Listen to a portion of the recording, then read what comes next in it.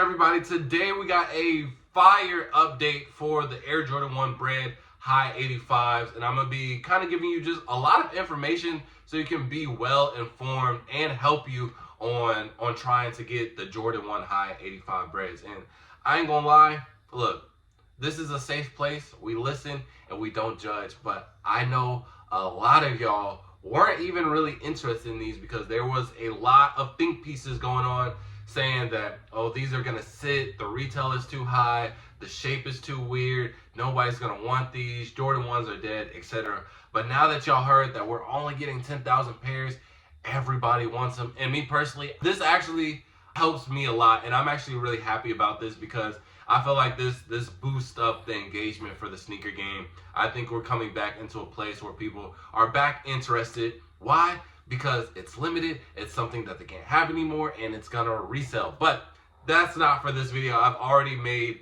a bunch of videos on why resale is actually important, etc. But in this video, I'm gonna be helping you try and get the 85 Air Jordan 1 Breds. So if you aren't familiar, I'm just gonna lace you all up. It is already confirmed in North America there are only going to be 10,000 pairs of these. So if you see 10,001, it's fugazi. You know. Then these 10,000 pairs are going to be distributed between 23, shout out Jumpman, 23 neighborhood retailer stores. So what is a neighborhood store? A neighborhood store is a Jordan retailer, but it's one that kind of more on like driven type of things, like activities that you can do to try and win your Jordans versus doing on like a raffle or first come first serve, you know, more interactive. Like one of my stores personally, not in my location, because my store is Sneaker Politics, so we do have one in Dallas. Unfortunately, our location didn't get picked. So even if you do see a store that is in your city, make sure to check the location of that store, because not every location is going to get it. So only the Louisiana one is going to get this, which is unfortunate for me, but it is what it is. You know, I'm going to also have the list up here as well, so you guys can check out if your city is up here. Now, I do kind of go over the list of the cities because I do think that there are some interesting being made. And a lot of these I can't really speak on because I haven't been to them. But let's just start off with Sneaker Politics because I know Sneaker Politics. So Sneaker Politics has around 4 locations. We have like Austin, Dallas, and then a couple in Louisiana. But Louisiana is their main place. That's where they started at. And I also know that they're about to do a grand opening there as well. So it looks like in certain cases, they're trying to do it to where place has the most motion, essentially. I got from my location, right? Because even though the Dallas one is pretty well known, Sneaker Politics is even more known in Louisiana, especially with them doing a grand opening. Same thing with, is it on here? Wait, did they take it off?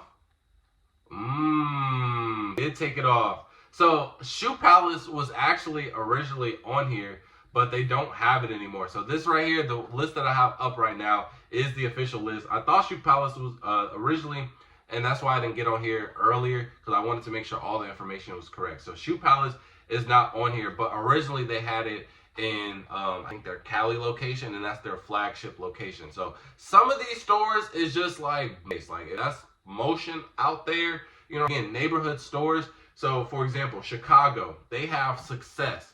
Now, I'm not too familiar with Success. I do know that it's like one of the lower, if you were going to compare it to something like RSVP, because I feel like RSVP is the biggest retailer in Chicago when it comes to Jordan. But RSVP doesn't really do that. They don't do the neighborhood stuff, right? So Success is more like community driven. So I'm pretty sure if you are in that area, you could probably attest for your own city and your own. But that's the kind of vibe that I'm getting at, because there are a lot of cities / states that they're sending the shoes out to their retailers. But a lot of people are kind of upset because it's like, dang, like, why are they getting it, but not this store, etc., etc. Now, another thing that is kind of confusing for me is that they gave 3 different locations to Ahmad Manir. They gave it to Houston, Atlanta, and DC. That's actually crazy. And the same thing with Undefeated. They gave one in La Brea, I think that's in Cali or LA, Vegas, and New York. So they gave them 3 locations as well. Now, why they gave these 3 different locations, they all have motion. Like I said, I think this is kind of motion based too. Like, even though these are retailers that do stuff for the community, they do have a lot of motion going for them. So I do think that played a part in it. So that is the list of the stores. Now, I don't think that it's gonna be first come, first serve. It just because it is a neighborhood store doesn't mean that they will do some type of activity. Now, I am leaning more towards that because there are a lot of things that lead up to that, right?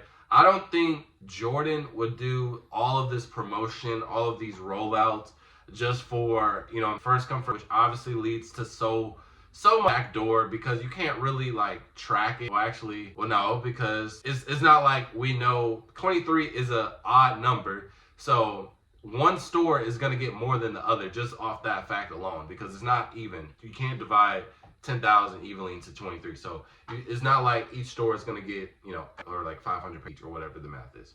Obviously, that's not the math. Don't try and clown me. But first come, first serve leads to a lot of backdooring. Same thing with raffle, depending on how they do it. So I do think that there is going to be some type of promotion / activity for each event. Now, again, depending on your place, you kind of know they roll and what they have planned. So you could kind of, talk to your people and see what's going on, what the vibe is. And we got some shady stuff going on, then expect that too. Because there are already pairs on the market. So pairs have already gone backdoor. But again, even with activity or promotion, that still leads to pairs being backdoor. Again, are entitled to their pairs too. So don't think of it too much. But realistically, this Jordan is really banking on this specific release to kind of catalyst for the rest of 2025. I think this is kind of a standard for what we can expect for the rest of the year. And I don't think they want too many like resale, backdoor, fair allegations. If you are in the area of one of these stores, just go check it out. As of right now, was June 28th. There are no raffles, there are no events, there are no first come, first serve. There's no information how any of these stores are being released. I will be updating you guys via YouTube Shorts and tickets, just so you guys can be updated for every city and every store. Retail is going to be $250 for the men's, and then $75, I think that's for the toddler or the preschool, whichever one. And then they are coming to sneakers as well. So those are your only 2 options with these. It is a little ugly, but honestly, I like it like this.